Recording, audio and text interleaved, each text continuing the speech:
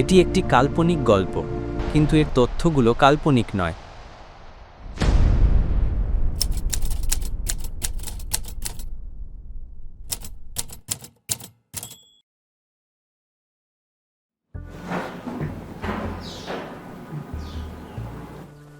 আন্তর্জাতিক সংকট চরম আকার ধারণ করেছে। প্রথম পারমাণবিক আঘাতের খবর পাওয়া গেছে। রাহেলা তানভীরকে ফোন করো এখনই। ডিজেলের মজুদ মাত্র 14 দিনের, পেট্রোল 15 দিনের। এই তথ্য তখনও কেউ জানে না।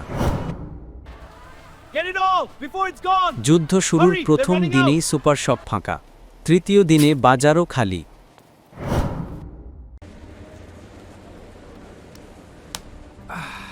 মা, এটিএম কাজ করছে না, ব্যাংক থেকেও বলছে নেট নেই।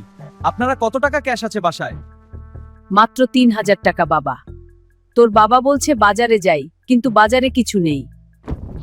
ব্যাংকে টাকা থাকলেও কাজে লাগবে না, কারণ বিদ্যুৎ নেই, নেটওয়ার্ক নেই, ডিজিটাল টাকা শুধুই সংখ্যা।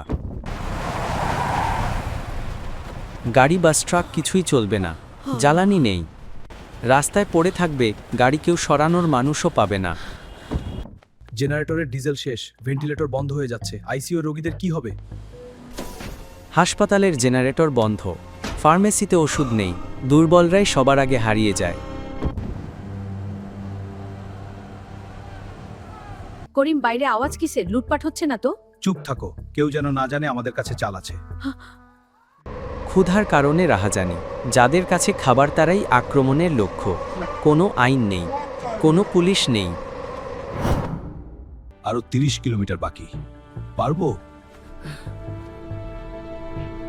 আমি আর পারছি না বাবা, তোমরা যাও। চাচা উঠুন, একটু একটু করে যাই। শহর থেকে গ্রামে যেতে হবে হেঁটে। বৃদ্ধরা অসুস্থরা পথেই থেমে যায়। যারা মাটির কাছের মানুষ তারাই টিকে থাকে। গ্রামের কৃষি জমি আর পুকুরের মাছই তখন একমাত্র ভরসা।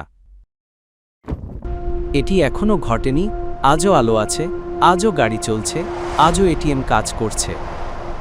যুদ্ধ কামনা করার আগে একবার ভাবুন, আপনার শিশু, আপনার বাবা মা, আপনার প্রতিবেশী, তাদের সবার কথা।